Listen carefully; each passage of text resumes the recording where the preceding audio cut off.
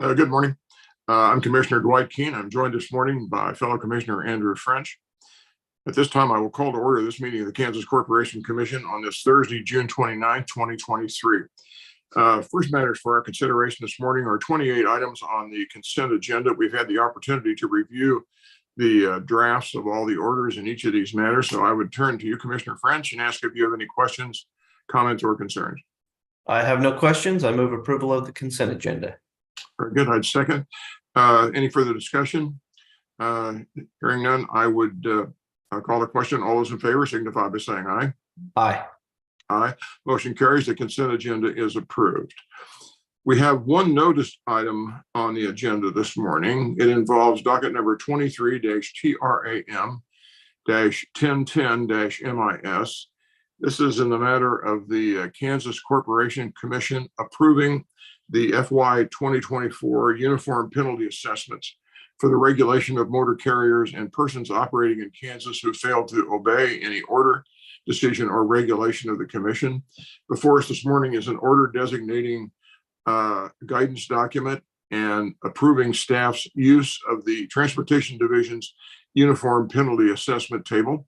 And our presenter this morning is Hassan Latif. Good morning, Hassan. Good morning, commissioners. This order arises out of the Transportation Division's annual review of its motor carrier penalty assessments. The Transportation Division's special investigators conduct compliance reviews on motor carriers domiciled in Kansas. And at the completion of those compliance reviews, motor carriers are provided with a list of violations that range from minor to major. Major violations result in civil penalties issued by the Commission. These fines are aimed at improving the safety of motor carriers operating amongst the general public and enforcing motor carrier laws, rules, and regulations. Transportation staff annually reviews the civil fines issued to motor carriers through the Commission penalty orders and decides to add or remove violations or to adjust the severity of those penalties based on the feedback from our special investigators, trends in the industry, and the state of the motor carrier safety in Kansas. In recommending appropriate fines, staff looks at the size of the business and the gravity of the violation. This year, changes are noted in the staff's report and recommendation and the fiscal year 2024 uniform penalty assessment table, both of which are attached to the order.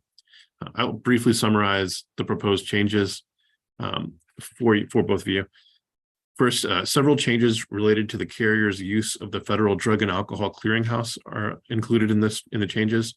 The Drug and Alcohol Clearinghouse was established in January 2020, and over the past 3 years, staff's focus was on ensuring motor carriers registered with the clearinghouse.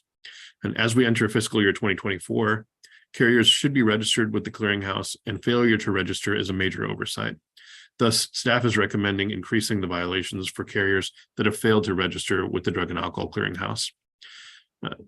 Next on that same subject, last year, we introduced penalties for failure to conduct a pre-employment inquiry into the clearinghouse, as well as an annual inquiry into each driver with the clearinghouse.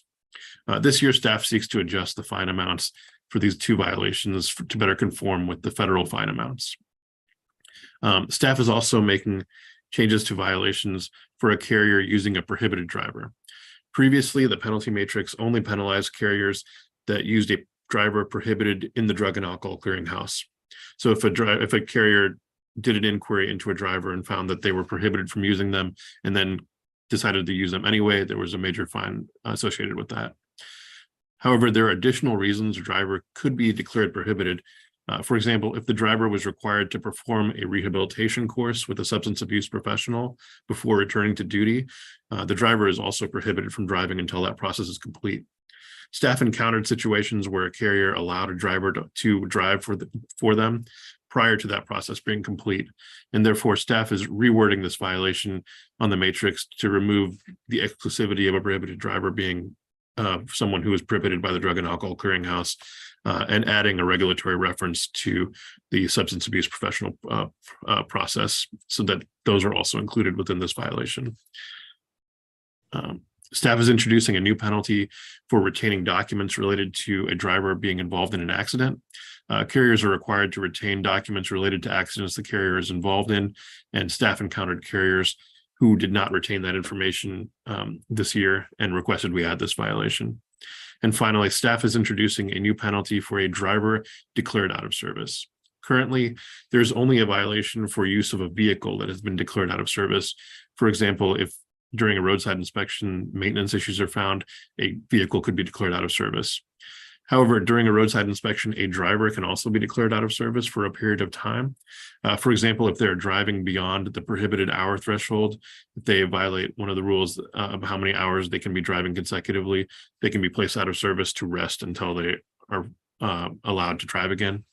And the out of service period time tends to last for a number of hours. For example, if they run over a certain number of hours, they may be forced to sit out for 10 hours before they can resume operations. So violations of this regulation would occur if a driver resumed operations or started driving once the roadside inspector had left the scene. So this violation would automatically result in an enhanced penalty of $3,000. Additionally, there are some grammatical and wording changes that are also included in this year's changes.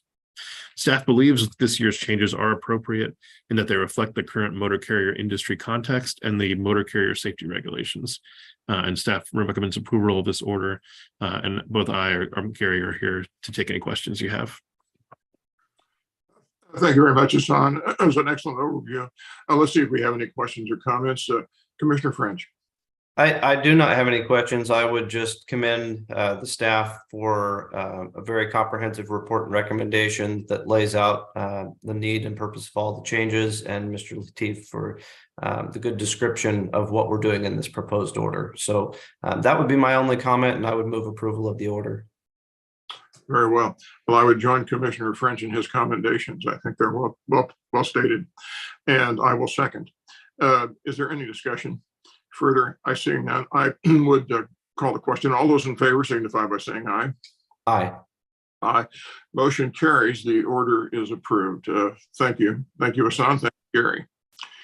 I believe that ends the scheduled items on our agenda today. Commissioner French, unless you have anything further, I would entertain a motion to adjourn. So moved. Second. All in favor? Aye. Aye. Motion carries. We are adjourned. Take care. Have a safe 4th.